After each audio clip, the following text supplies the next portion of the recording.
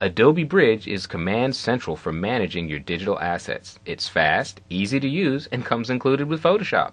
Let's find out more. At its core, Adobe Bridge is a file browsing application. We'll see that it actually does much more than that, but the reason to use Bridge is to take control of your growing library of files. Note that I said files, not images. That's because Bridge can also display PDFs, page layout documents, audio files, and in CS5, even videos.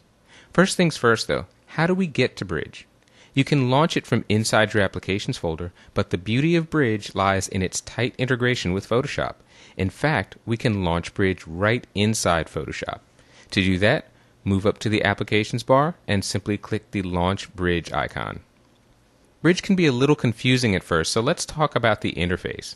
A key to working with Bridge is understanding that the screen is basically divided into three main areas.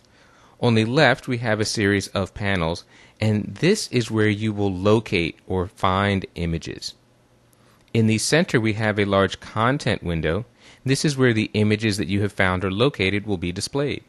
And on the right side of here, most of these panels are going to allow you to add information to the images in the content window. Now, for the first time in this training, I'm going to be using images that are not included in your project files folder. Why? Bridge is best understood as a tool for managing large numbers of images. What I'd like for you to do is navigate to an image collection on your computer. How do you do that?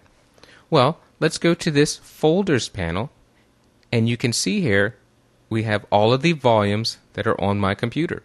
Right now, I'm on a volume called Images.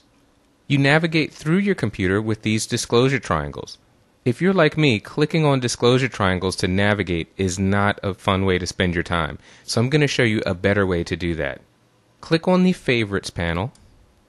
Notice that in my content window, I have three folders: Canada, Italy, and Travel. If these are folders that I'm going to be accessing on a regular basis, I'm going to add them to my Favorites panel simply by clicking and dragging. There's the Canada folder. Here comes Italy. And let's bring over Travel. Now, whenever I want to access the images inside these folders, all I do is go to my Favorites panel and click. Here you can see all of the images inside the Italy folder. Just like Photoshop, Bridge has workspaces, so it's easy to change the arrangement of items on the screen. Right now, I'm in the Essentials workspace. Bridge ships with many others, and you can create your own custom ones just like in Photoshop. I'm going to pull this workspace switcher out just so you can see some of the other choices available.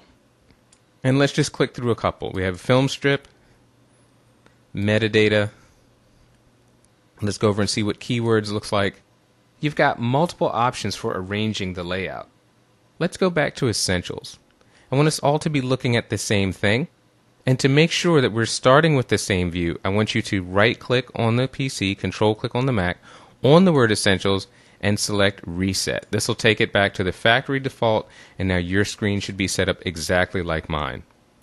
In the content window, the images are very small. It's not very usable, so let's go down to our thumbnail slider and drag them,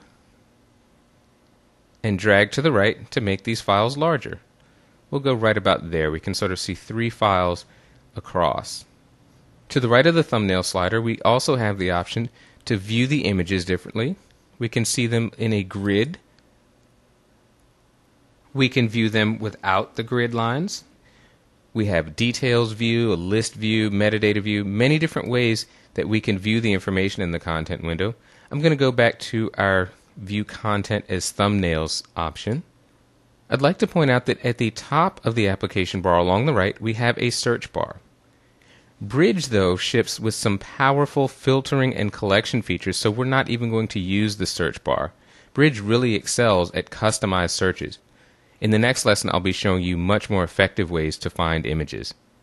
With our content window full of images, if we'd like to scroll through them, we can simply drag the slider and look through the images that are in this folder. But there's one more way to do this that I'd like to show you. If we go to the View menu, we can choose Review Mode. That takes us into a screen where we can cycle through all the images in the content folder simply by clicking on them. And we can navigate through one by one. That can come in very handy. To go back to our normal mode, simply click the X at the bottom right of the screen. And although we've set up favorite folders that make it easy to navigate from one set of images to another, if you ever get confused about where you are on your computer, I'd like to point out this file path bar that lets us know in this case we're in the Canada folder, which is located on the images folder, and so on and so forth. So you can always find your way back and move up one level. Now that we have at least a basic grasp of the layout, let's continue on to the next lesson and see what we can do in Bridge.